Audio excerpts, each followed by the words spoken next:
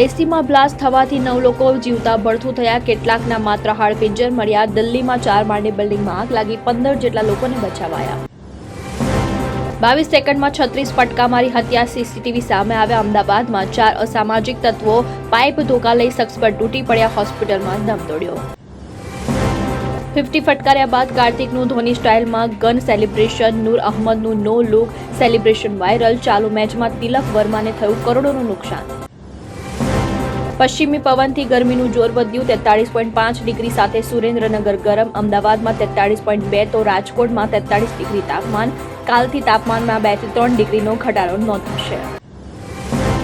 દારૂ મહેફિલ કેસમાં ભાજપના મંત્રી અર્જુન મોઢવાડિયાનો પુત્ર નિર્દોષ, ફરિયાદી તત્કાલીન પીએસઆઈ પર 4 લાખનો તોડનો કરાયો હતો આક્ષેપ। 2016માં સેટેલાઇટના એક ફ્લેટમાં રેડ પાડી હતી। ઈરાન યુદ્ધથી દુનિયા પર ખાદ્ય સંકટનું જોખમ, એક્સપર્ટે કહ્યું હોર્મુઝ બંધ થવાથી ફર્ટિલાઇઝર સપ્લાય અટકી, ઉત્પાદન 30% ઘટી શકે છે। દેશભરમાં નીટ યુજીની પરીક્ષા યોજાશે, દેશના 552 શહેર અને 14 દેશોમાં 22 લાખથી વધુ ઉમેદવારો પરીક્ષા આપશે।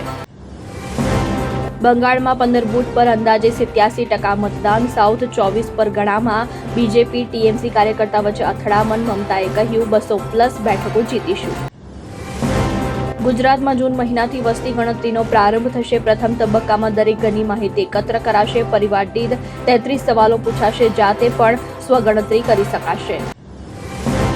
દીકરી હોસ્ટેલ બહાર જશે તો સીધો માતા પિતાને જશે મેસેજ, 150 કરોડના ખર્ચે સરદાર ધામ 3 વડોદરામાં તૈયાર, 2000 વિદ્યાર્થીઓને રહેવા ભણવાની સુવિધા, પીએમ મોદી કરશે લોકાર્પણ।